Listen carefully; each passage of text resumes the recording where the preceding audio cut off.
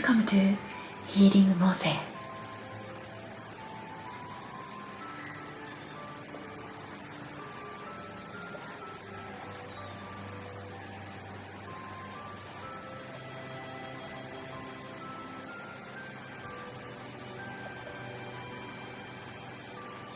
はい、皆様こんにちは、モーセ姫です。本日もご視聴いただきましてありがとうございます。いつも見ていただいている皆様、ありがとうございます。そして初めて見ていただく方、はじめまして、どうぞよろしくお願いいたします。特にこの眠る前のあの人の気持ちは、あなたがとっても眠りやすく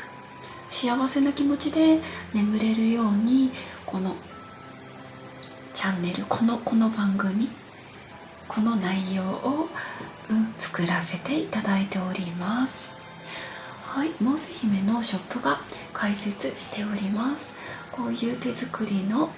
バリ島の鈴のアクセサリーですとか、こういうアクセサリーも販売しております。興味のある方、ぜひモーセ姫のショップから概要欄に載っていますのでご覧ください。今日なんですけれども、選んでいただくのは3択なんですけれども、6択です。どういうことかというと、復縁を望んでいる方3択、そして複雑な恋、不倫という関係の方3択ということで、今日は3択なんだけど6択バージョンです。はい、それでは複雑な恋愛中の方も復縁を望んでいる方も選んでいただくカードは同じです。左から1番、真ん中の方2番、一番右の方は3番となっております。はい、一番左の方、このカードです。はい、そして真ん中の方2番の方、このカード。はい、そして3番の方、はい、このカードになっております。あの人の状況、そしてあの人の眠る時の気持ち、復縁バージョンと複雑な恋バージョン、それぞれ見ていきたいと思います。本日も心を込めてリーディングいたします。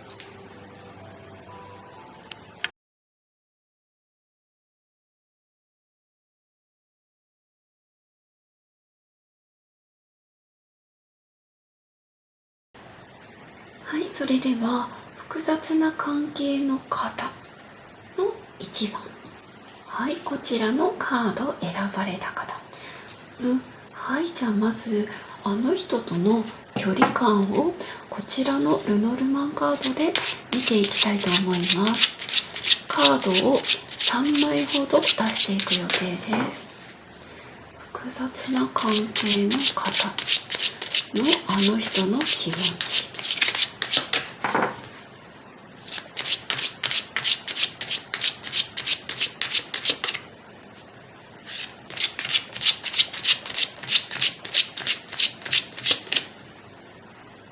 はい、カードが飛び出てこないので、はい、じゃあカードを、はい、カットしていきます。はい、これでいいかな。はい、じゃあこれがお二人の今の状況ということで、はい、見ていきましょう。よいしょ。はい、まずお二人の状況を、子供、太陽、手紙。これ複雑な状況の方で、最近、出会った方とか仲直り、した方っていうのもいるのかなっていう感じがするんですけれども、すごくお互いがなんか裏表なく素直に気持ちとか伝え合えているような気がします。お互いにお子さんがいるかもしれない、あの人に子供がいるかもしれない、もしかしたら最近あの人に生まれたかもしれないとか、そういうのがこうあったとしても、なんか仲直りが、できたとか、お互いに素直な気持ちをこう伝えることができて、最近こうきちんと仲直りできましたとか、なんかお互いにやっぱりすごくこう好きっていう、そういう気持ちが分かり合えたとか、そういう感じがするかな。そして、ここに太陽が出てるので、この一番の方とあの人っていうのがものすごく深いご縁で結ばれている。でもしかしたら将来、あの人とあなたっていうのが、いわゆる運命の人の可能性が高いから、将来例えば一緒になれるとか、こうみんなに祝福されるとか、そういう可能性も出ているのかなというふうに思っています。今の現状はなんか全然悪くないです。全然悪くない。はい、じゃああの人の気持ち、今度はタロットでね、眠る時あの人はあなたのことをどう思ってくれているのか、こちらからねカードを6枚引いていく予定です。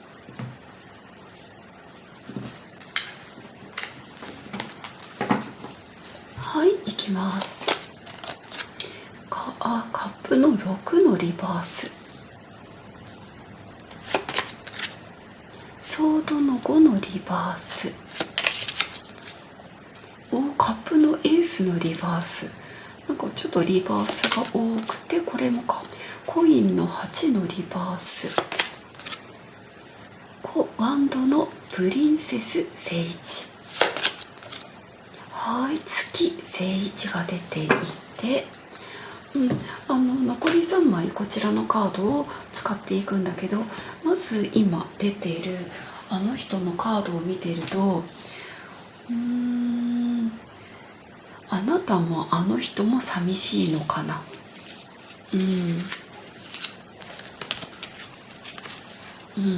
あの人早く会いたいとか、こう心を許せる相手っていうことをすごく言ってるんですよね。そして眠る時っていうのは、すぐふって眠れる人といろいろなことを考えてしまう方いると思うんですけれども、今夜のあの人はあなたのことをむちゃくちゃ考えてます。なんかむちゃくちゃ考えて、なんか幸せだなっていう考えじゃなくて、寂しいっていう感じ、なんかそれがねすごくあるみたい。なんかあなたのきっと、この一番の方っていうのがあの人の前で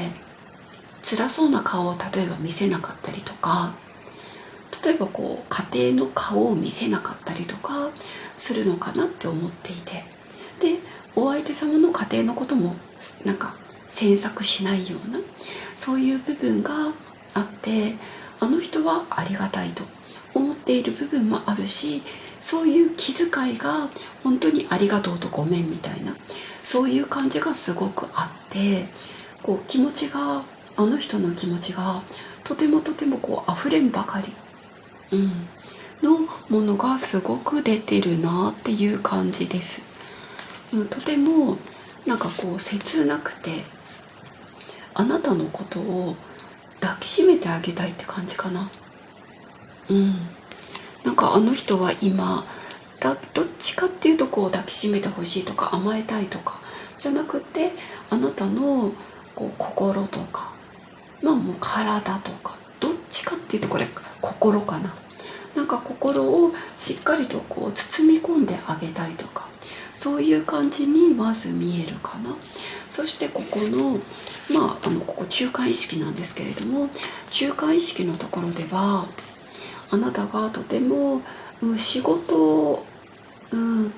勉強とか仕事とかそういうことにものすごくこう熱中して頑張っている部分、すごく尊敬できるっていうことを言っていて、ただあなたのやっぱりこの不安がね、例えばなんか奥さんのこととか例えばパートナーのこととか、きっとね気にしてるんだろうなとか、なんか子供のこととかね、そういうことをあの人がなんかこう気にしてるあなたに対してなんかもうごめんねみたいな、そういうことを言っていて、そしてあの人も、今仕事が少し立て込んでいたりとか、なかなか時間が取れなかったりっていう部分があるのかもしれない。もしかしたらあなたをこう不安にさせてしまってたらどうしようみたいな、そういう気持ちもなんかこう見える、ような感じがしています。はい、じゃああの人の深い本音をこちらのカードで見ていきます。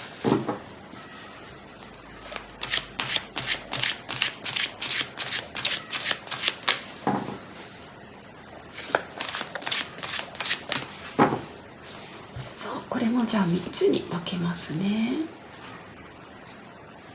はい、じゃあこれがあの人の気持ち、深い本音の部分で見ています。はい、広げてみると、はい、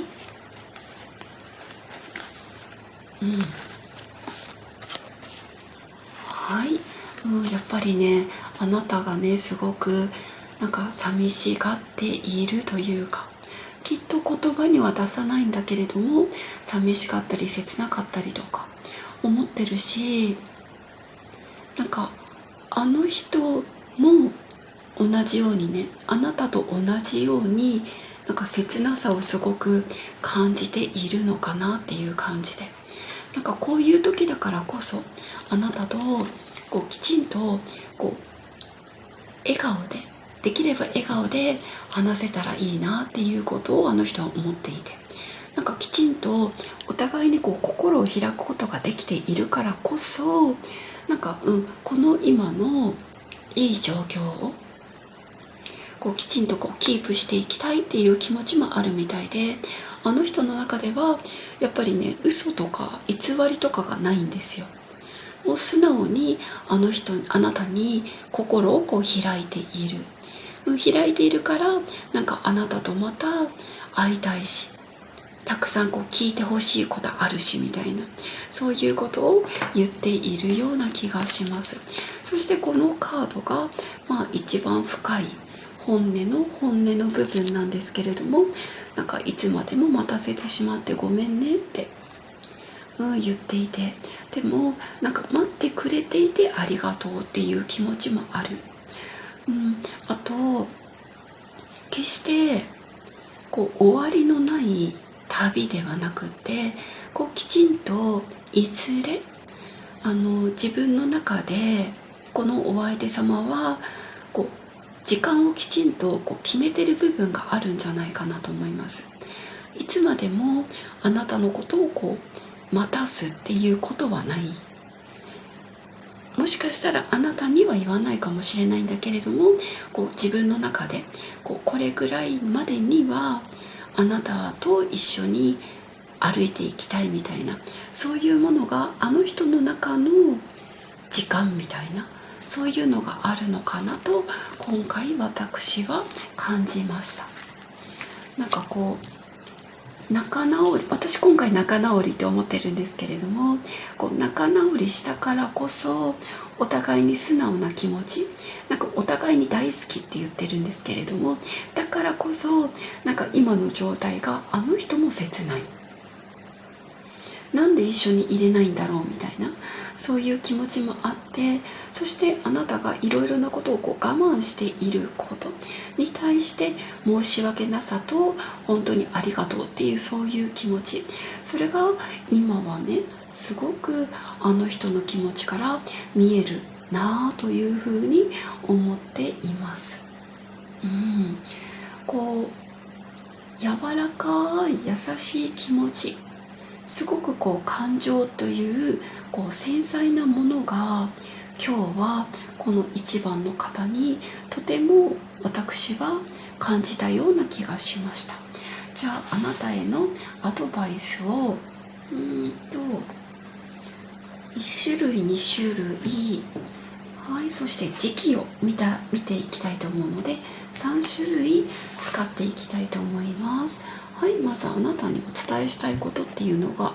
はい、さああなたの出番ですとはい言っていて、そしてこのカードから出してみようかな。はい、これエンジェルアンサーです。さあ、1番のあなたへのアドバイス、はい、アドバイス、おおはい、コミュニケーションがねきちんと取れるっていうこととノーというカードが出ているので、今回すごくやっぱりカードが言ってるのが、しっかりお互い意思疎通ができていること、そしてあの人の中でもきちんとあなたとコミュニケーションが取れていること、やっぱりそれがすごく嬉しいっていう風に言っているんですね。なのであなたの中で例えばちょっと寂しいなとか、いろいろな思いがあったとしても、あの人とのやり取りっていうのは常にしょっちゅうするっていう意味ではないんだけれども、滞りなくやっていくっていうこと、止めたらあの人がすごく不安になってしまうのかなと思ってしまうので、コミュニケーションはも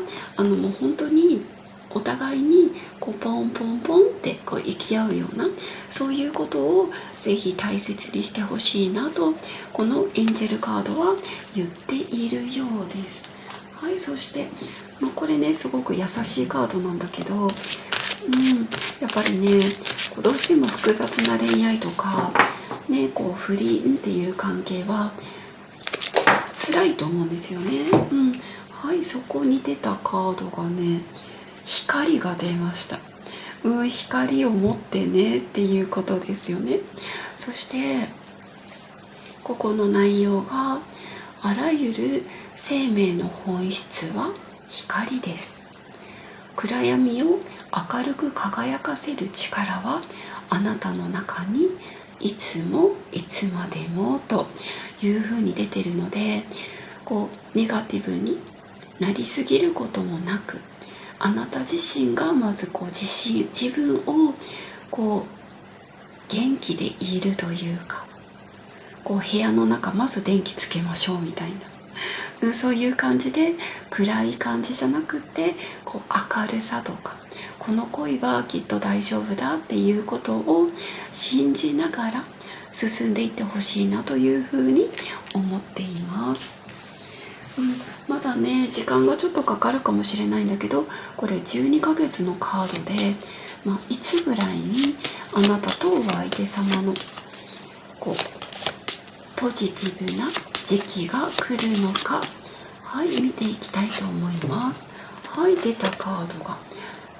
ディセンバー12月です。もしかしたら年内に何かあるのかもしれないし、12月ぐらいにあなたとお相手様の関係が大きく動いていく可能性もあるのかなと思っています。とにかく、そのねあなたの出番ですというふうにも出ているし、お相手様とすごくいい関係が築けているかと思いますので、この光を照らしながらコミュニケーションを絶やさないように、していかれると、きっと優しい気持ちで眠れるのかなと思っています。はい、これが1番の方へのメッセージです。どうぞゆっくり休んでください。おやすみなさい。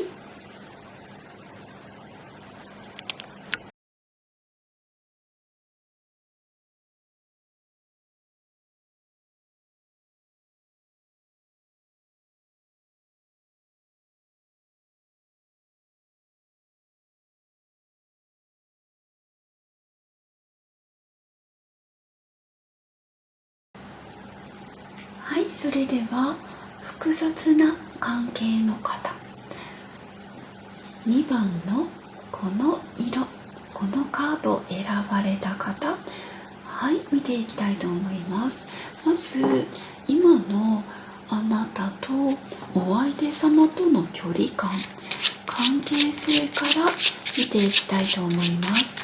こちらレノルマンカードです。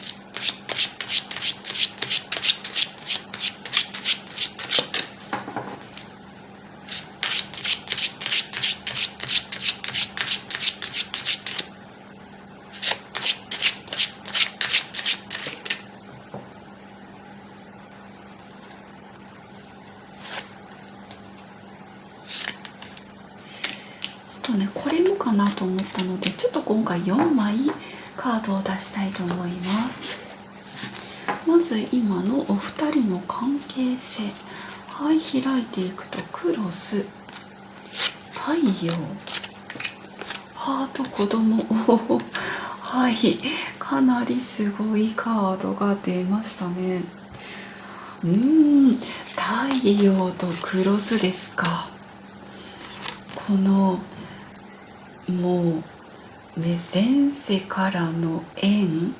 もう2人が、カルマとかそういうものを背負っていて今回出会ったと。そしてもしかしたらお二人には、年齢差がある方もいらっしゃるかもしれないんだけれども、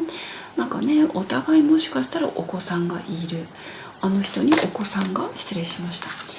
いるかもしれない。でもあなたとお相手様はどんな障害があろうとももう愛し合っている。すごい2番の方、もうなんて言うんでしょう、もうきっともう今世紀最大の最初の最後の恋ですよね。この運命の人はいやちょっともうすごすぎる。もう本当になんかよくこの運命の方に出会えたなっていう感じで、むちゃくちゃ驚きました。関係性はもしかしたらお二人長いかもしれないし、もう離れられない2人なんですよね。そしてもうお互いやっぱりもちろん好きというか大好きっていうかもう大切な人、そういう感じがするので、複雑な関係っていう一言でもう言えないぐらいの、なんかもうすごい深いつながりとか、もうものすごく愛し合っているものがすごく出ています。どんなに辛かったこともあったかもしれないけど、なんか乗り越えてきたっていう、そういう感じがします。はい、じゃあこのお相手様の気持ち、眠る時の気持ちを、はい、タロットで見ていきましょう。こちらのカードからは6枚カードを出していきます。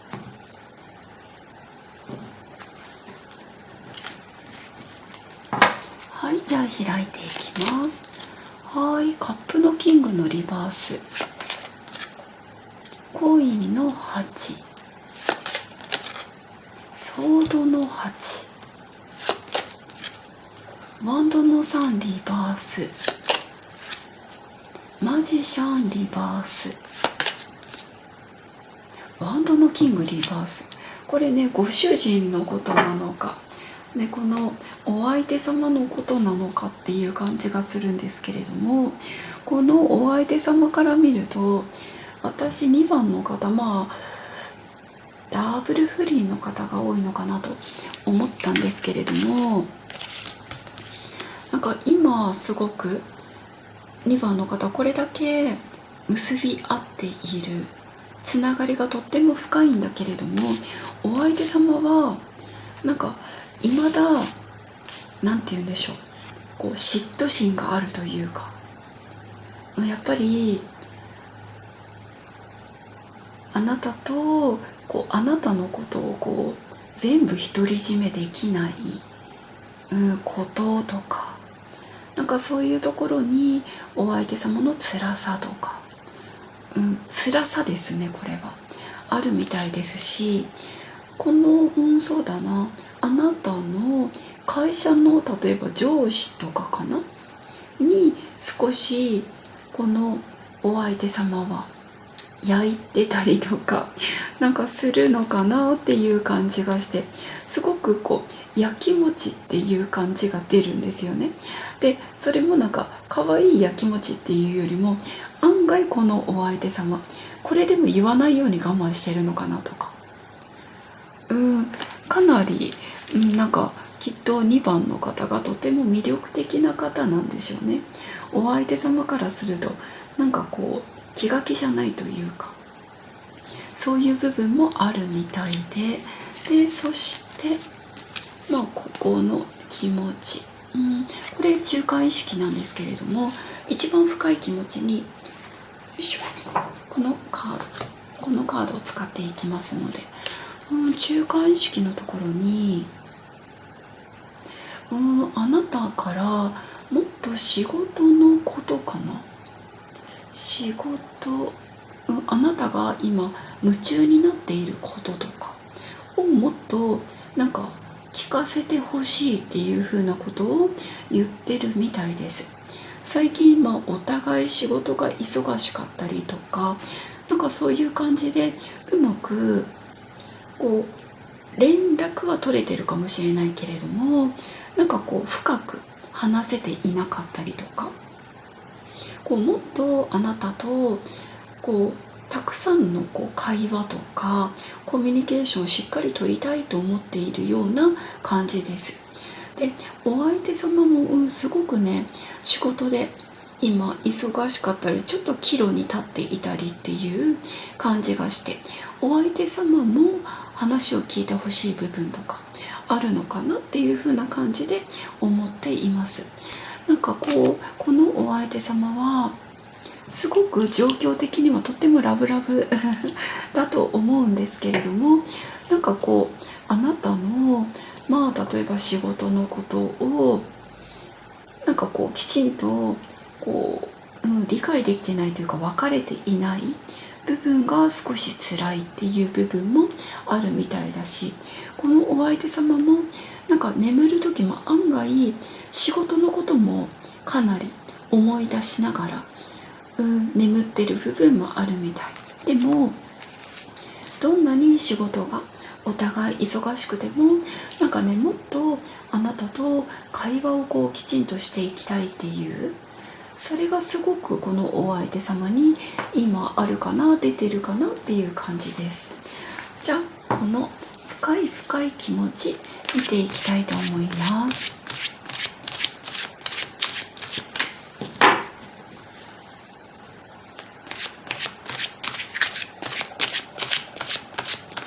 はい、お相手様の気持ち。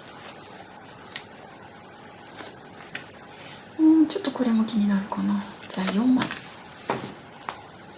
はい、じゃあお相手様の気持ち見ていきます。はい、エクスプレスユアラブ。5枚出た。1、2、3、あらら。はい。はい、すごい。ソウルメイト。2番の方、むちゃくちゃ愛されてますね。はい、ウェディング。100歩って感じですね。はい、そしてあなたに夢中。すごいな。2番の方、むちゃくちゃすごいです。はい、そしてなんて言うんでしょう、もうこのお相手様の気持ちがもうなんかね、ラブラブすぎて私お腹いっぱいになるぐらいです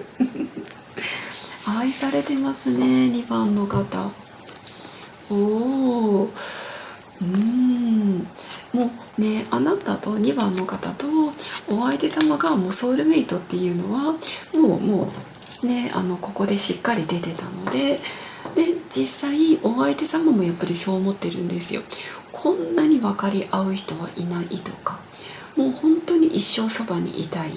いやもう本当に結婚したいだろうなと思っていて、そしてなんかあなたに対して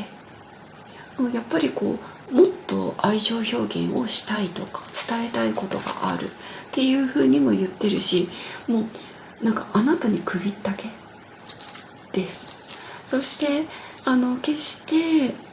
この2番の方、もしかしたらすごく長いお付き合いかもしれない、その間に別れたこととかあったかもしれないんだけれども、もうこのお相手様は二度とあなたのことを手放したくない。もう絶対にもう絶対に手放さないっていう、もうギューっていうそういう感じがするので、なんかもうこの2番の方はすごいなっていう、むちゃくちゃ愛されてますねっていうことをなんか言いたいなっていう感じです。今からはい、このカードとこちらのカードで、あと時期のカードでアドバイスお伝えしたいと思っています。まず2番の方に、言いたいの、お伝えしたいのは楽しもう。きっとね、楽しんでらっしゃるかと思うんですけれども、楽しもうというのが出ていて、はい、そしてアドバイス。これだけ愛されてて、どんなアドバイスが出るんだろう。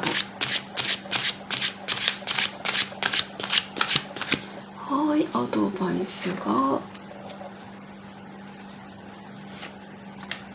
大丈夫かな、2枚で。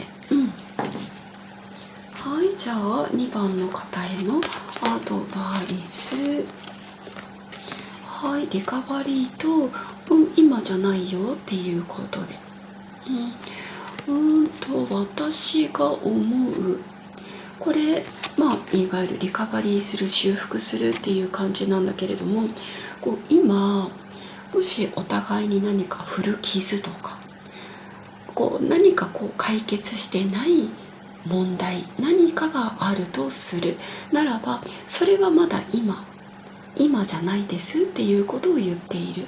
なんかむしろこの修復する、修復するっていうのは全然慌てなくていいかな。むしろ綺麗に、自然にって言ったらちょっと言葉が曖昧になってしまうんですけれども、自然に水が流れるような感じで2人の関係がお互いの傷とかがきちんと傷が治っていくっていうか、完治していくっていう感じがする。でそのためには今しなきゃっていうよりも、もう少し様子を見る、今じゃなくていいよっていうことをすごくこのエンジェルさん、天使さんたちは言っていて、ここにねクロスが出てるから、やっぱりすごく大きなカルマとか、お互いに大きな傷を負った可能性っていうのはあるかもしれない。でもそれは今まだ解決しなくていいよ、むしろ今じゃない方がいいよっていうことをこちらの天使たちは言ってくれています。じゃあこれも同じくアドバイスになるんですけれども、すごくね、またこのカードも柔らかいカードが多くて、はい、じゃあこちら、はい、はい、今回出たのがサポートというカードです。あなたの望みを明確にして熱意を持って実行していきましょう。宇宙のサポートが開始されます。これは今こちらのメッセージを読んだんですけれども、あの人のいわゆる心のサポートをこれからも、きっと今までもされていたかと思うんですけれども、これからもしてあげること、もうそうすることでやっぱりあの人自身も仕事でも大きく成長して、またあなたのことをより愛する、より大切な存在の人になっていくのかなっていう感じがするので、このサポートというのをぜひ心のどこかで覚えていただけてたらなと思います。じゃあこれからの流れでいつ大きな転換期が来るのか、12ヶ月で見ていきたいと思います。これかな。はい、出たカードが4月エイプリルのカードです。ちょっとぼやって、大丈夫ですね。エイプリルのカード、4月もう少しですね。4月にあなたとお相手様、また嬉しい出来事とかが何かあるのかなというふうに今回感じました。このね、このグリーンのカードも初夏のカードですし、4月ぐらいに、何か仕事でなんかね、嬉しいこととかがあるのかなというふうに思っています。はい、これが2番の方へのメッセージです。ものすごく2番の方愛されてるので、もうその愛されてることをきっとね実感されているかと思うんですけれども、これだけ愛されてるんだ、幸せだなと思いながらゆっくり眠ってください。おやすみなさい。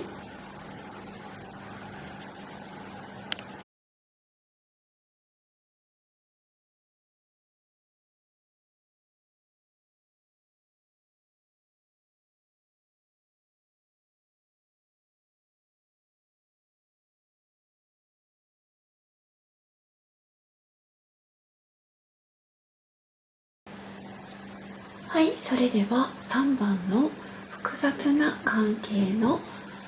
方、こちらのカードを選ばれた方、まずお二人の今の状況や距離感を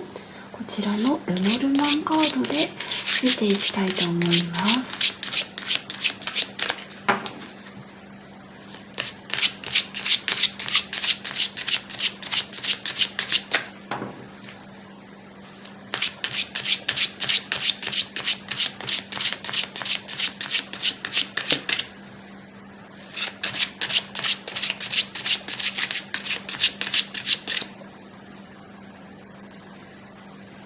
カードを3枚ほど、両方、じゃあこれ両方いきましょうか。あとこれかな、よいしょ。はい、じゃあカードをまず4枚出しています。3番の方のあの人との距離感、はい、見てみます。あなたのカード、あなたがとても待ってる、キー、ユリ、このそうですね、3番の方は、すごくお付き合いして、時間が長いのかなっていう感じがするんですよね。もしかしたら3番の方、あなたが例えば独身だったり、もしくはバツイチだったりっていう感じがするかな。あんまりあなたから家庭っていう感じが来ないんですよ。むしろあなたが本当にひたむきにあの人との将来、あの人との未来をなんかね、とっても辛抱強く待っている。あの人との関係が新しい扉が、開けたら嬉しいと。そしてそれがたとえ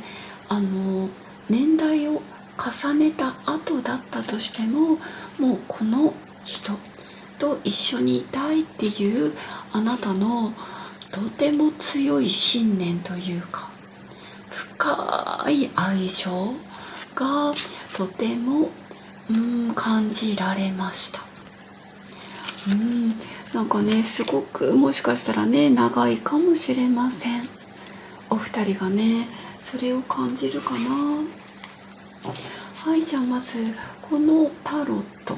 6枚出して、その後にこのカード3枚であの人の眠る時の気持ち、はい、見ていきたいと思います。カードはシャッフルしてるんですけれども、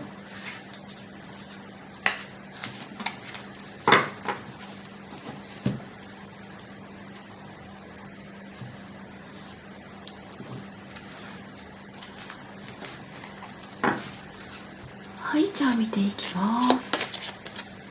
すごいファーストカード、カップの10。もうね、結婚したいとかもう家族っていう感じです。はい、そしてソードの3か。はい、ソードのプリンセス。ここでも家族のカードが出ましたね。ワンドの4、カップのエースリバース。はい、そしてソードの4。はい、お待たせしました。このお相手様もですね、この6枚中2枚、あなたと例えば家族になりたいとか、あなたと家庭を持ちたいっていう、あなたとだったらうまくいくっていう、もうそういうものは分かっているみたいなんですよね。で、分かっているんだけれども、ちょっとこれが悲しいかなって感じなんだけれども、あなたと一緒になりたいけれども今は一緒になれないとか、お互いにすごく好きとか大切にし合ってるとか、相性がすごくいいっていうのは分かってるんだけれども、きちんとあなたの相性を、例えばこのお相手様が全て受け取ることが今はできなかったりとか、そういうところにあの人の申し訳ないっていう気持ち、それがねすごくあるかなっていう感じなんですよね。そして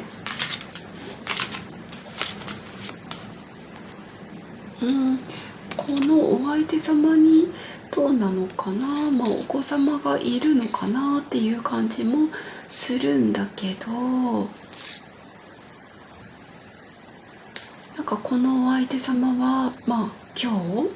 眠る時、どういうことを思っているかっていうことなんですけれども、あなたの時間を奪ってるんじゃないかみたいな、そういう罪悪感がもしかしたらあるのかなというふうに出ていて、一緒になりたい、好き、もう本当にただ愛情のライクじゃなくって家族みたいな感じの深い静かな優しい相性なんですよね、このお相手様があるものっていうのが。ただそれが全部気持ちとして言うこともできないし出すこともできないしっていう、このお相手様もこのお相手様の理想と現実とあなたとっていうところで、その狭間であの人がすごく悩んでるのかな、辛いのかなっていう感じが出てきました。あの人もあなたの思いを知ってるからっていうのもあるかもしれない。そして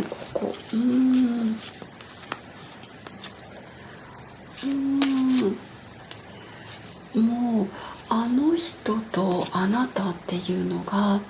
もうこのね凹凸がピタッて合うような感じで、それは相性が良かったりとか居心地が良かったりするんだろうなと思っています。あの人もすごく感じてるんですね。でこれだけが相性がねとってもいいんだけれども、やっぱりあの人があなたの感情を全部やっぱり受け止められないこと、そしてあなたがすごく欲している自分の言葉とか、例えば愛情とか、例えば一緒の家に帰ることとか、そういうことをすごく欲しているのが分かるんだけれども、それができない自分に対してもどかしいし、あなたに対して申し訳ないみたいな、そういう気持ちがあって、ただこのお相手様が今は少し待ってほしいっていうことを言ってるんですよね。まだこれがねいつかっていうのは今回のカードでは出てないんだけれども、今はまだ動けなくてごめんねっていうことを言ってるような気がする。じゃあこのお相手様の深い気持ち見ていきたいと思います。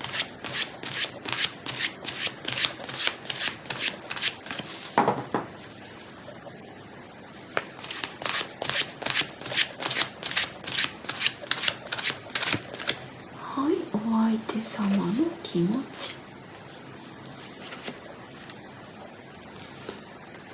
はい、じゃあ開いていきます。はい、ハートとハートのカンバセーション。はい、もう一度チャンスを。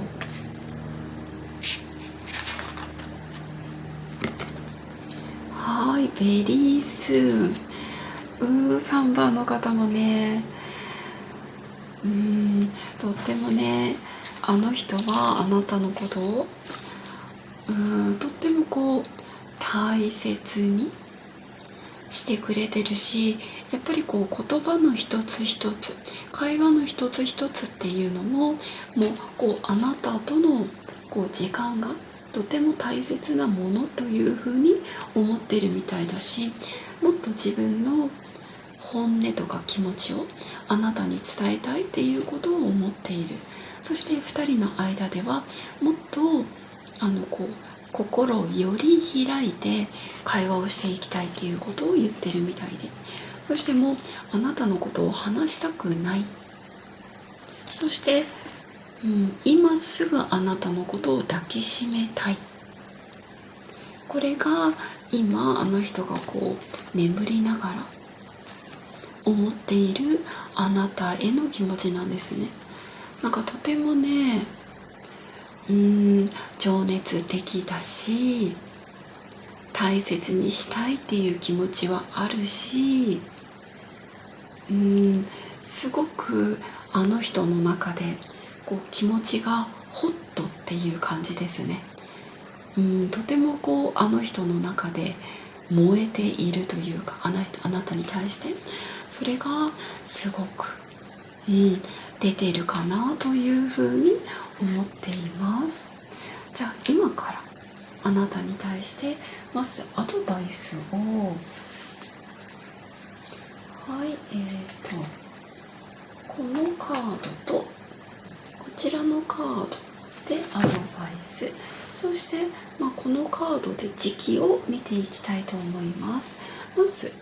3番のあなたに伝えたいことっていうのが、ちょっとごめんなさい、見にくいかもしれないんだけど、やりたいことをやりましょう。これがまず3番の方へのメッセージなんですね。そしてアドバイス。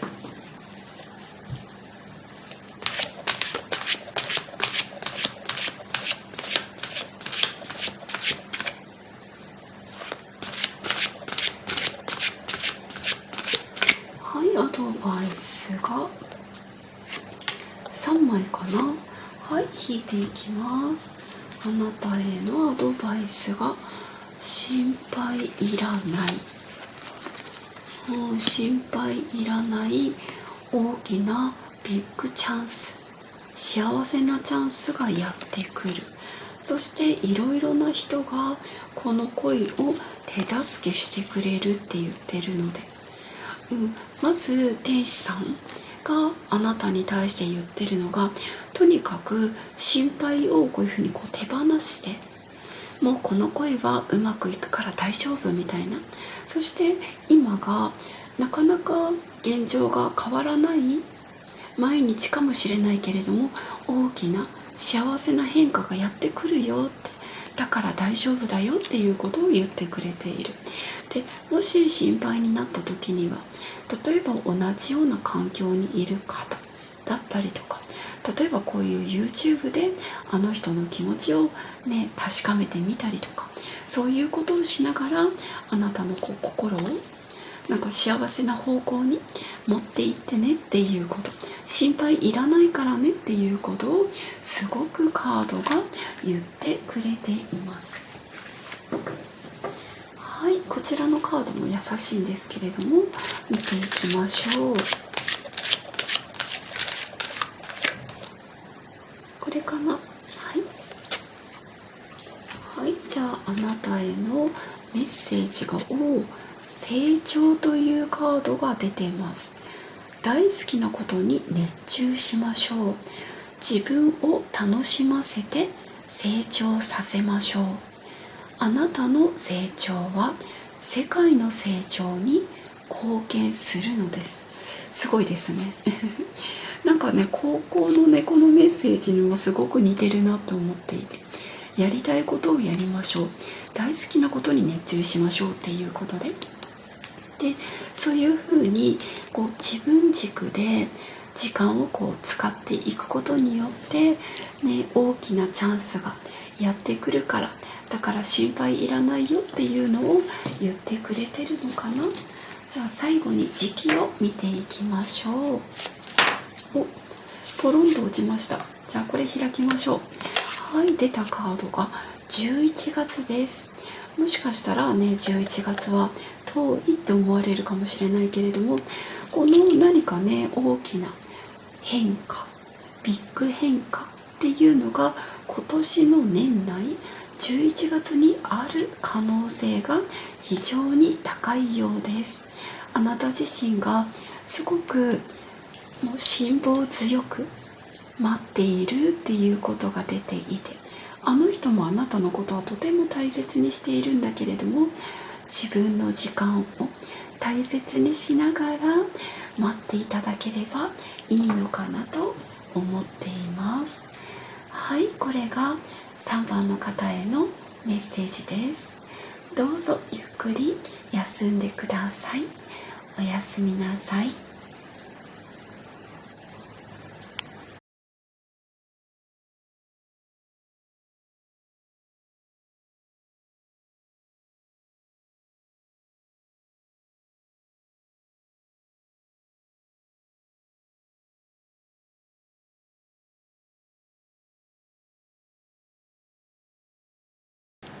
はい、それでは復縁を望む方、このカードを選ばれた方、まずあなたとお相手様の今の距離感や関係性を見ていきたいと思います。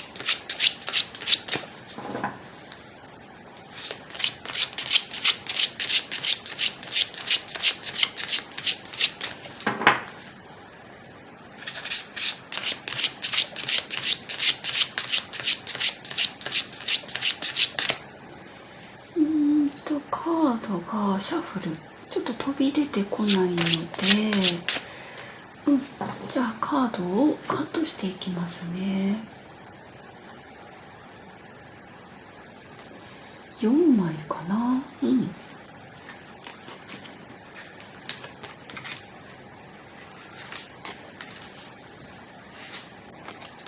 はい、じゃあ1番の方の、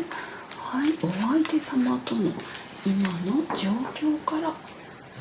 見ていきましょうね。はい、開いていくと雲、そしてあの人のカード、光、いいえ、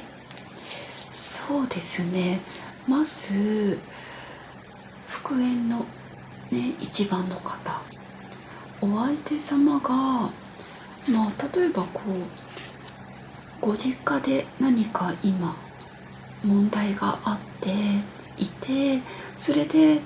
なんかお相手様自身が大きな悩みを一人で背負っている可能性もあるのかなっていうのがまず一つ目。そして二つ目が、このお相手様自身結婚とかなんかそういう結婚に対して今はまだ結婚願望が例えばなかったりとか、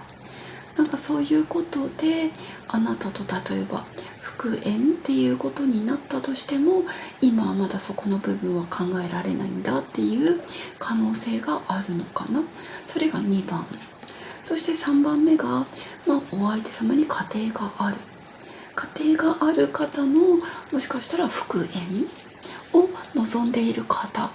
なのかなっていう感じで、どの今1番から3番までお伝えしたんですけれども、どの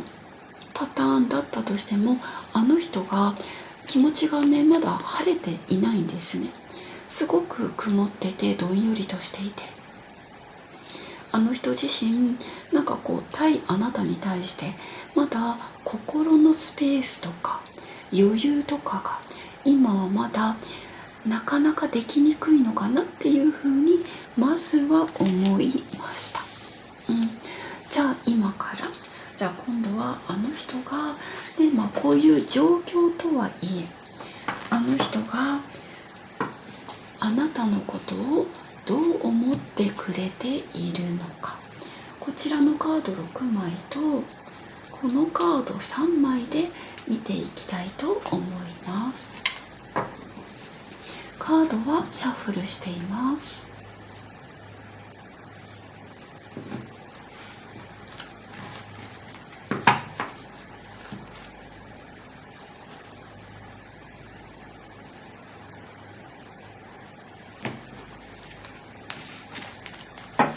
はい、じゃあ開いていきますね。ファーストカード、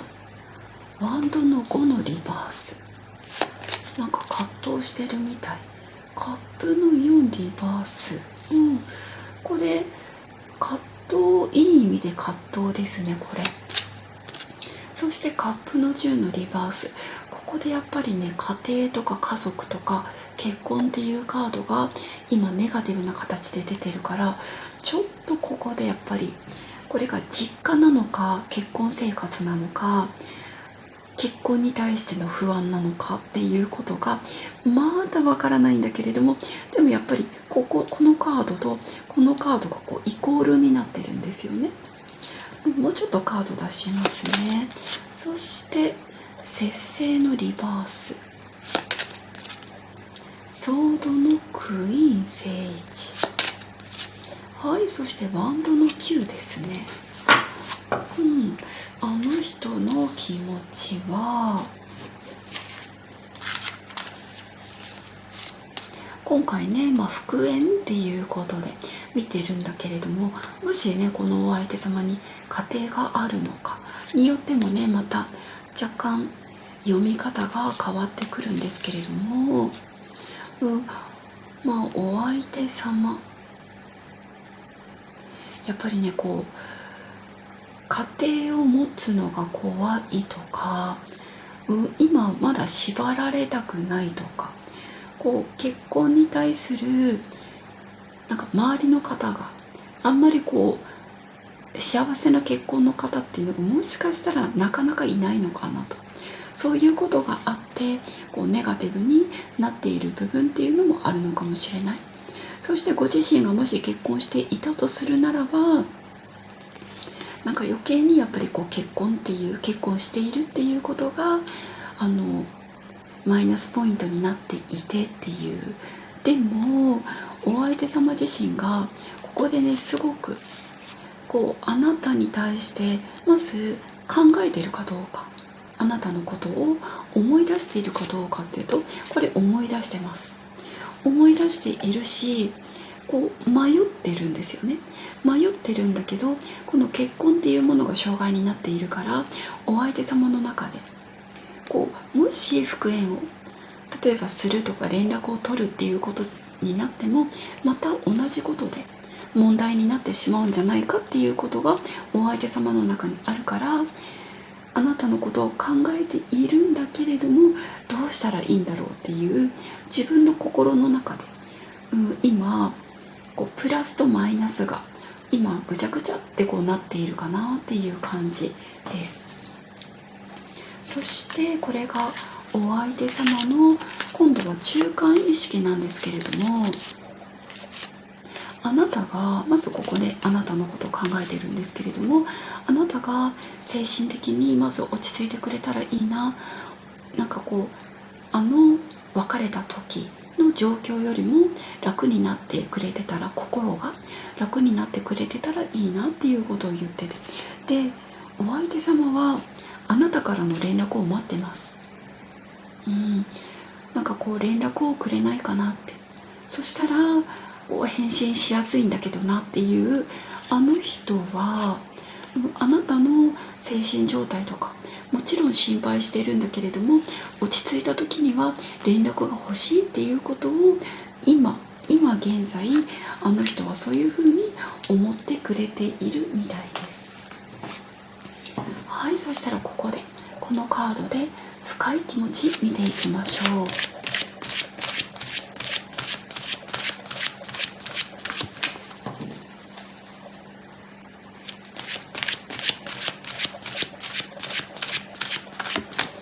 はい、じゃあカードが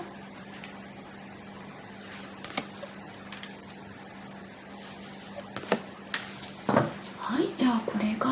あの人の深い気持ちです。おー、待っててくれてありがとうかな。時間をかけていきたいってことかな。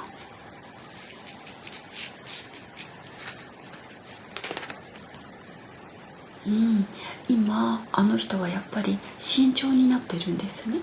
うん、ハネムーンが出ましたね。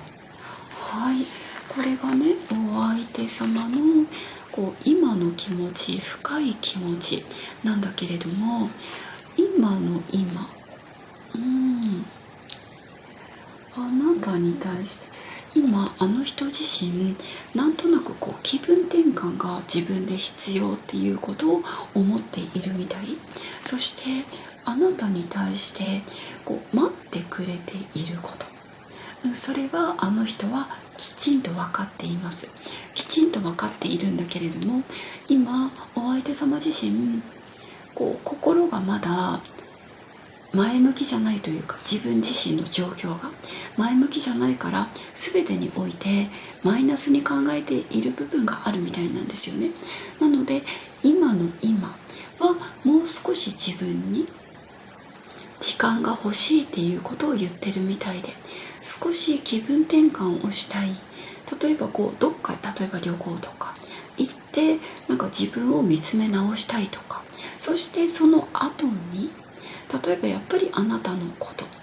例えば結婚が何か障害になっていたとしても、やっぱりそれでもあなたのことを求めるっていうふうなことであれば、あなたに連絡をしたいとか、そういう今はまだこのモヤモヤってした気持ち、モヤモヤってした気持ちを自分の中で整理したいのかなっていうふうなものが感じました。なのであの人は決してあなたのことを忘れているとか考えてないとか、そういうことではなく、今自分自身の問題が自分自身の問題がまだ解決してないからこそ、あなたのことを考えていたり、このまま引いた方がいいのかなって気持ちもあるんだけど、それができないからこそあなたからの連絡を待ってる部分もある。でも今の今はまだもう少し自分の時間、気分転換、そういうものが必要だから、もう少し待ってくれないかっていうことを言ってくれてるのかなと思いました。あなたへのアドバイス見てみますね。はい、まず、はい、この言葉が、さああなたの出番です。もうそろそろあなたの出番があるのかもしれない。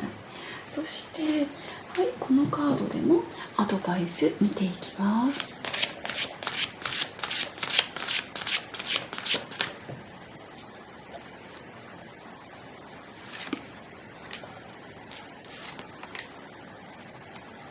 はい、まずこちらのアドバイスは、はい、You are ready ね。はい、あなたの出番です。はい、このカードシンクロしてますね。そして、これお相手様もあなたの健康状態とか、精神状態を心配してたんですね。落ち込みすぎてないかなとか、きちんと眠れてるかなとか、食事食べてるかなっていうことをお相手様心配してるんだけど、天使様も同じ。今のあなたの健康状態をまず大切にすること、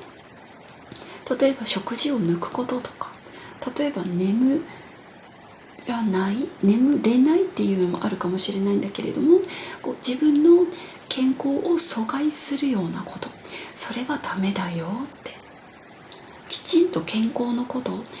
えるんだよっていうことを、カードが言ってくれていて、そうするとあの人と、ようやく連絡を例えばするとか、連絡ができるとか、そういう状況になっていくからねっていうことで、まずあなたの精神状態、体の状態、これを整えていこうねっていうことを言ってくれているような気がする。そしてこちらもアドバイスで見ていきたいと思います。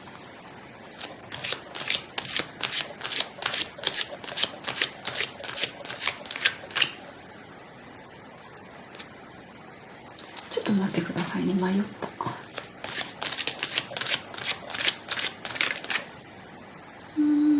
これかな。は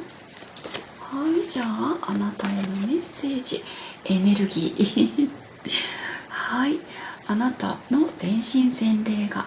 愛のエネルギーで生かされています。喜び勇んで使われ表現されるためにと、やっぱりこう愛のエネルギー、食事のエネルギー、これね、しっかり取ったら、それが愛のエネルギーに転換されていくかと思います。なのであなたのまずはこの健康のエネルギー、これをぜひ整えていただきたいなと思ってます。はい、これ12星座、12ヶ月のカードです。いつぐらいに連絡ができるか、復縁ができるか。はい、じゃあこちら、これもう一回ちょっと待ってください。さて、はい、これかな。はい、見てみます。マーチが出ましたよ。3月、来月、来月です。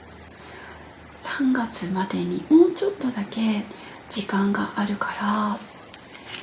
あの人自身が今はね、もう少し時間が欲しいっていうことを言っているのと、あとあなた自身のこの健康のエネルギーを整えるために3月を一つの基準としてやっていくのがいいのかなと思いました。お互いにやっぱり考えなければならないこと、しなければならないこと、それがあるように思っています。でもあの人はあなたのことをね、葛藤しながらもあなたのことを考えてくれているので、その点は安心をしてください。はい、これが1番の方へのメッセージです。どうぞゆっくり休んでください。おやすみなさい。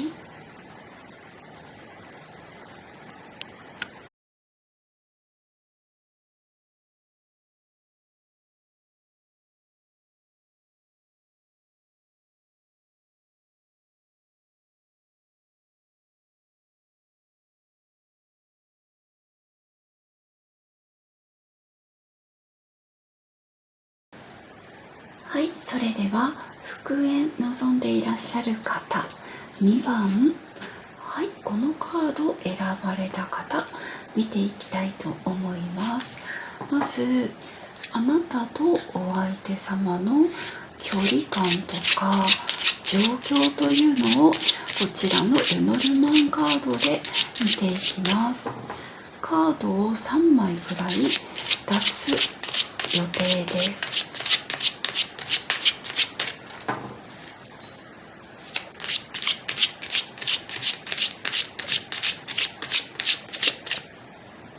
はい、じゃあカードをね、ちょっと分けます。カットします。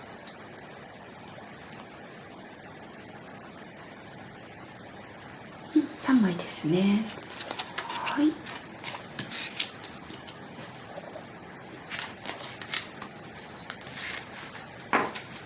はい、まず2番のあなたとあの人の距離感です。ゆり、あの人のカード、雲。まずあの人が今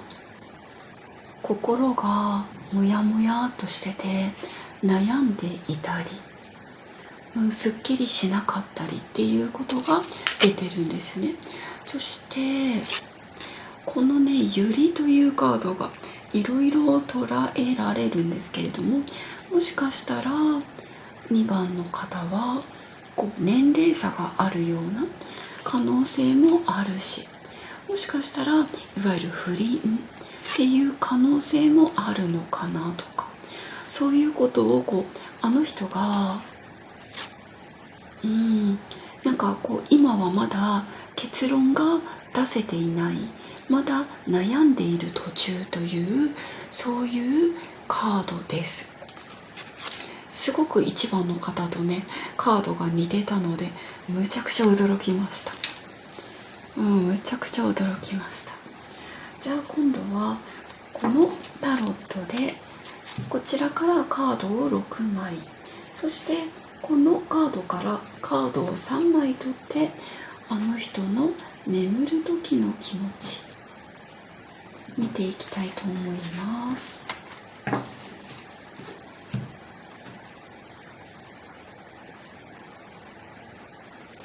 なんかあの人もね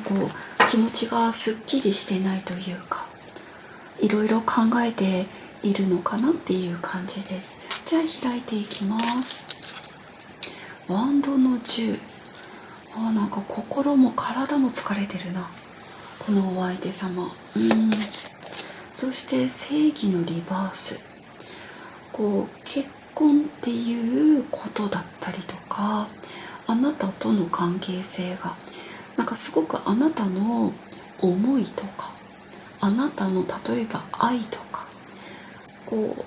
あなたがこのお相手様と例えば結婚したいっていう気持ちとかが少しこのお相手様から見ると強かったのかもしれない。はい、そしてワンドの6。すごくこれはねポジティブなカードです。節制、聖地、コインの2のリバース。カップのクイーンですね。はい、まず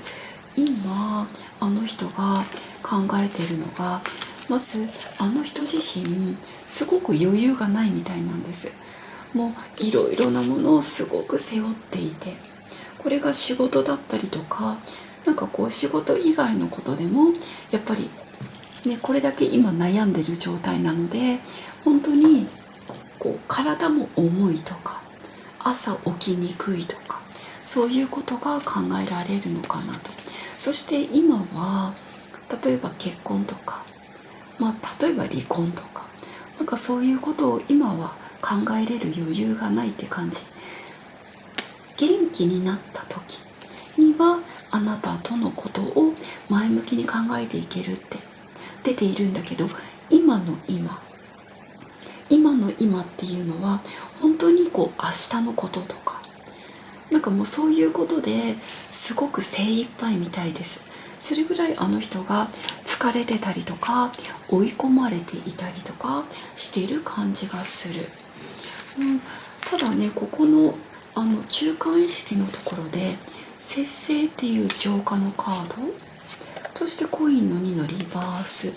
そしてカップのクイーンというまたね優しいカードが出ているので、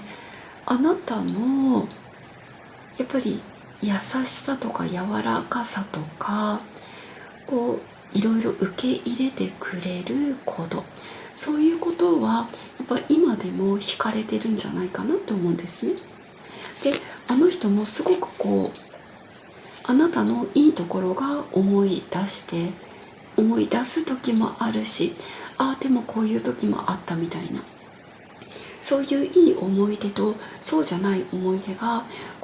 なんかぐるぐる回っているのかなっていう感じがします。でも、なんか感じ的に見るとこの気持ち今の状況が良くなって、そして気持ちが、一緒に明るくなると、あなたへの優しい気持ち、柔らかい気持ちっていうのがもっと強く出てくるんじゃないかなと思っています。あなたのことを考えているし、なんかいつもこのお相手様、なんか自分のことを気遣ってくれてたなとか、なんかすごく優しかったよなとか、そういういい思い出もものすごくあの人は思い出してるよっていうことを、2番のあなたにお伝えしたいです。はい、そしてじゃあ今度はこのカードで、あの人の本音、眠る時の深い気持ちを見ていきたいと思います。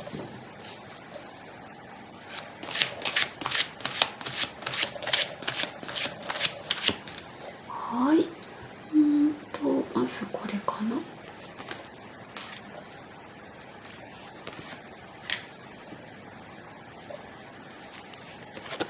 4枚かな。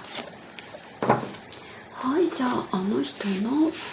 深い気持ち見ていきますね。はい、眠る時の気持ち、何かやっぱり今このお相手様のこれがね、年の離れた両親とかっていう意味もあるので、もしかしたら両親、あとは実際に結婚しているとか、家庭のことで何かやっぱり今問題がある、モヤモヤしているっていうのが、あるみたい。そしてベリースーンですね。もう一回チャンスを、待ってて、はい、これは2番の方、もうちょっとだけ、お相手様の状況が立て直すまでの時間が必要なのかなって思うんだけれども、あの人はやっぱり何か今身も心も重くなるような、そういう問題、先行きがはっきりしないこと、それがすごく心にのしかかってきて、ものすごくあの人自身も体もしんどいのかなっていう風に出ています。でも本当はあなたに会いたいんですよ。あなたに会いたいし、あなたと仲直りしたい。それまで待っててほしいっていうことを言ってる。これがあの人の気持ちなので、今から時期なども見ていくんですけれども、可能性はかなりあると思います。お相手様のこの今の状況でも、あの人が本当に深く思っている、あなたとやり直したいっていう気持ち、それまで自分の状況が整うまで待っててっていう気持ちがしっかりと見えたので、アドバイス見ていきたいと思います。まず、こちら、このカード、アドバイスはまず楽しもうと出ています。あなた自身が自分の生活、そして、それを楽しむこと、まず1個目のアドバイス。はい、そしてこちらのカードからもアドバイスです。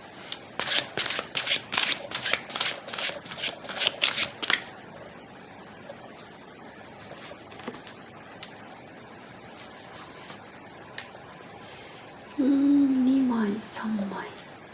これかな。はい、じゃあ3枚引きました。あなたへのアドバイスです。few weeks ロマンス、お互い好きだよね。はい、そしてこれね、健康のカードなんですよね。まずもうあなたとお相手様はこの数週間後だから、今見ていただいている方は2月の例えば末とか、もう3月中には連絡が取れたりとか復縁できるんだろうっていうふうに思います。でそれまでにしていただきたいことっていうのが、まずあなた自身があなた自身の生活を楽しむこと、そして健康を整えること、しっかり眠ること、食べること、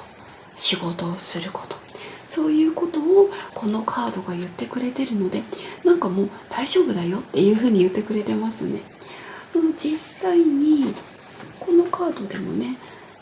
これすごく柔らかい優しいカードなんだけど、こちらのカードでもアドバイスをお伝えしたいと思います。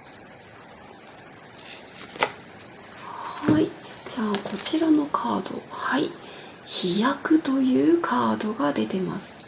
毎日の小さな積み重ねが自信と実力を揺るぎなくして、飛躍の時には天が翼を与えてくれますと。すごく今から大きな飛躍ができる時なので、毎日毎日自分の中で健康を整えること、そして楽しむこと、それがきっとあの人との復縁の糧になっていくのかなというふうに思いました。じゃあ最後に時期、今私はこの few weeks って出たので、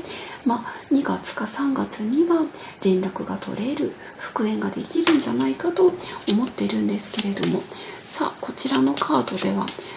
もう少し別の出来事とか表してくれてるかもしれないし、じゃあちょっと時期を見てみましょう。これは12ヶ月のカードです。はい、じゃあ見てみます。1月1月、今から一番遠い未来になるんだけど、2月に入ったばっかりだからね。でも来年の1月、もちろん復縁はしてるんだけど、来年の1月、このなんていうのかな、今結婚とかね、例えば婚約とかそういうカードが今リバースで出てたんだけど、もしかしたらこういう出来事が正位置になるような時期が来年の1月起こるのかもしれないのかなと。なぜならばあなたとお相手様はとっても愛し合ってるからというふうに2番の方にはお伝えしたいです。どうぞゆっくり休んでください。とっても愛されていました。おやすみなさい。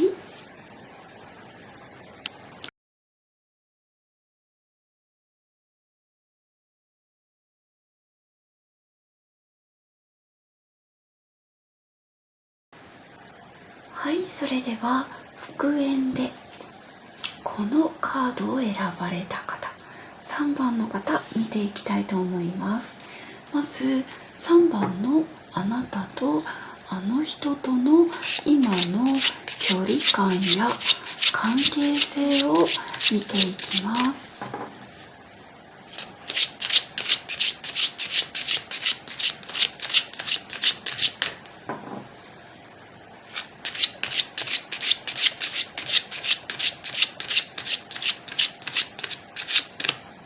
さてカードが1、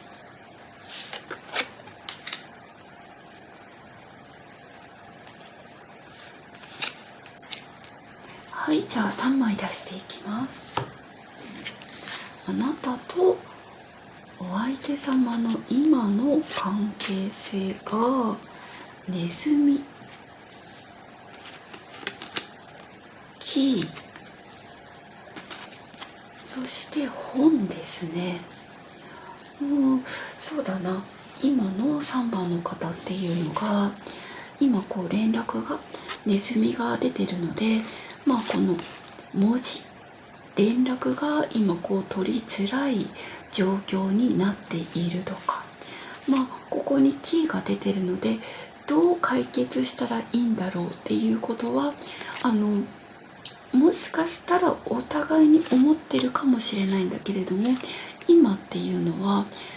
秘密がバレてしまったとか、連絡が今非常に取りにくい状態、でもキーが出てるからまだなんとかこれはね希望があるんじゃないかなというふうに思います。非常に2人の間で心配事が多いとか、これね、本っていうと、秘密の恋とか、文字とか、そういうことを表すので、なんかそれがこう表に出てしまったとか流出してしまったとか、逆にこの文字自体が今連絡が取れなくてって、その心配事っていう可能性もあるのかなと。もう一回ね言うんですけれども、この解決しようってする意思、それがこう2人のまだこれ気持ちではないんだけれども状況で出てるから可能性はあるのかなというふうに思っています。はい、じゃあ今度はこのタロットであの人の眠る時の気持ちを6枚、そしてはいこのカードであの人の深い本音を3枚見ていきたいと思います。カードはシャッフルしています。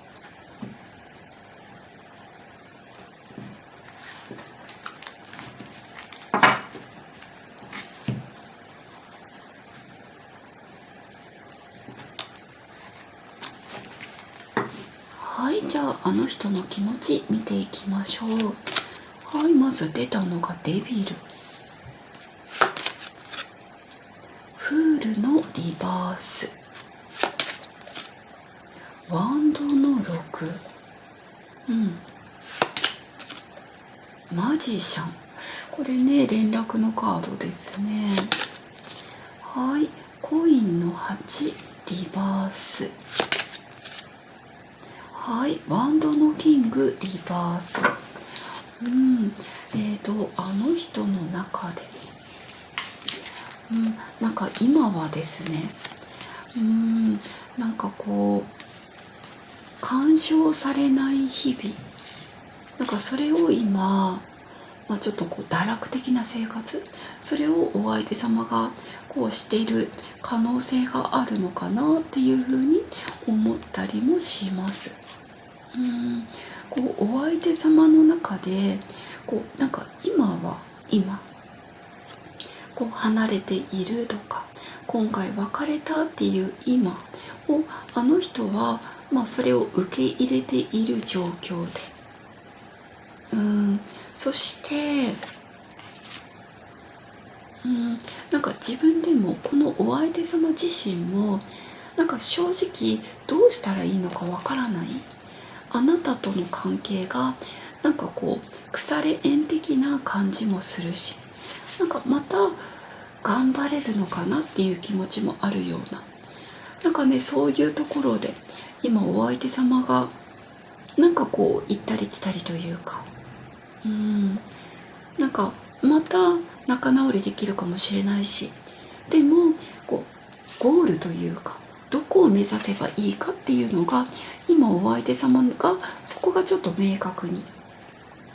できない部分があるのかなと思ってい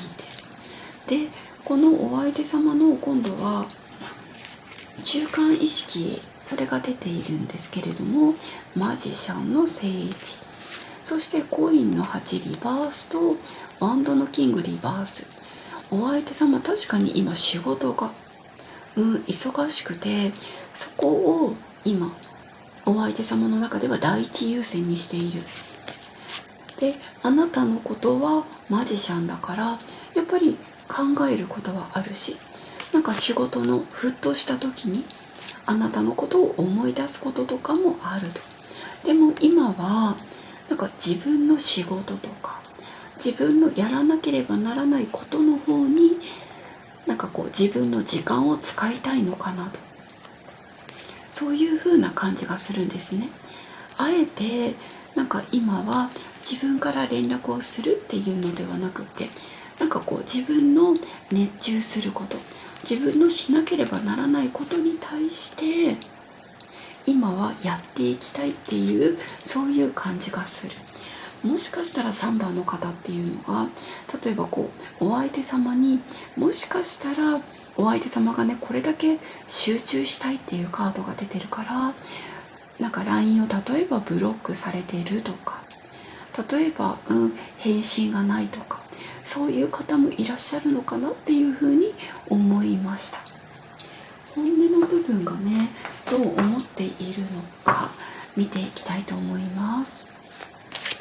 眠るとき、あの人があなたのことをどう考えてくれているのか。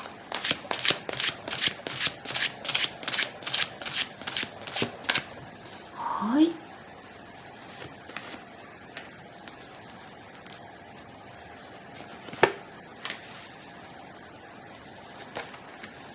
はい、じゃあこれがあの人の眠る時の本音です。はい、まず問題。2人の間に何か問題があるのであれば、それをきちんと解決するのが先だよねって言ってる。はい、そしておお、あなたが本命ですね。問題はあるかもしれない。お二人の間に何かあるかもしれないけれども、あの人はあなたのことを本当は大切に思ってくれてる。そして深い本音、すごいですね。トラストが出たか。いやー、すごいな。このお相手様がね、その自分のこうわがままっていうのも分かってるのかなとか、なんか仕事の焦りとか、そういう結果を出さないといけないっていうのもあるのかなっていうふうに見えてきました。だから今はなんか連絡を控えたいとか、そういう気持ちがあるんだけど、でもやっぱりあの人の気持ちを見てるとね、本命とトラスト、そしてここにキーというカードが出てるので、やっぱりこの連絡が取れないっていう状況を打破できる、それをこのカードが言ってくれてるのかな。で、最初にやっぱりこのカードが出たっていうことは、今回お二人が離れてしまった原因、別れてしまった原因が、もしかしたら仕事のすれ違いとか、仕事が忙しくてすれ違ったっていう可能性。あとこれデビルが出てるから、もしかしたら浮気とか、そういうこともあったのかなっていう感じがします。いわゆる異性の影、そういうものがもしかしたらあったのかもしれない。で、それが異性の影にしろ、例えば仕事が忙しすぎて時間が取れなかったにしろ、やっぱりそれをきちんとまず解決するのが先だよねっていうふうにあの人は言っていて、そして、でこれを最初にしないといけないと思ってるんだけれども、もう眠る時はやっぱりあなたのことをやっぱり思い出してるし、きっとあなたは自分のことを信じて待ってくれてるんだろうなっていう、すごいやっぱり温かい気持ちで思ってくれてるみたいですよ。気持ちがね、なんか心の中で迷路にお相手様がなってるんだけど、でもやっぱり深い気持ち、本音はここだよねっていうことで、出ている。そしてキーも出てるから、きっとお二人のこの問題は解決ができると思う。アドバイス見ていきたいと思います。まずあなたに伝えたいことは、やりたいことをやりましょう。これが3番のあなたに伝えたいことです。そしてはい、こちらのカードでアドバイス。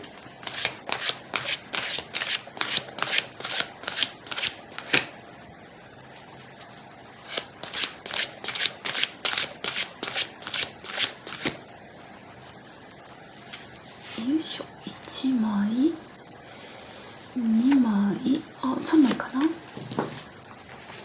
い、じゃああなたへのアドバイス見ていきますね。許す、今じゃない、一旦考える、なんかそうじゃないっていう感じ。そして You are ready か。はい、このねカードなかなか深いような気がするのが、まず出たのがフォーギブネスで、もしかしたらあなたが例えばねお相手様にすごく振り回されていたりとか、もしかしたら異性の影、そういうものがあったかもしれない。ですっごく難しいですよね。そういうことがあった時にやっぱりこう水に流すとか、もうあの人の例えば過去を全て許すとか、すっごく難しいと思うんだけれども、まず出たのがこのカード。そして、動き出すのが今じゃないって言ってるんですよね。まず3番のあなたにお伝えしたいことっていうのがこう、自分の中の許せない心を流すこと、難しいんですけどね。そしてそれとお相手様のこともこう過去も含めて受け入れること、まずそこが天使さんがした方がいいよっていうふうに言っていて、そして動き出すのはそれからなんですよね。例えば今まだ連絡が取れないかもしれないんだけど、まだ今は連絡をする時じゃなくって、このフォーギブネス、これが最初だよっていうふうに言っています。そこからかな、なんかやりたいことをやりましょうっていうのが出ている。このカードでもねアドバイス見ていきたいと思います。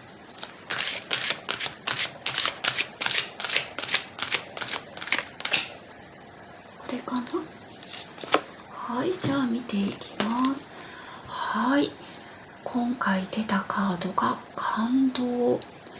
あなた自身を 100% 感じましょう。あなたの体験をしっかり味わいましょう。日々が感動に変わるでしょう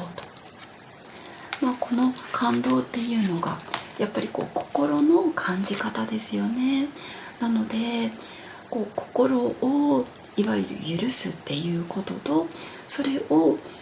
心を感じてそれをこう幸せの方に持っていく、これが私は今回こう同じ心のことを言ってるのかなと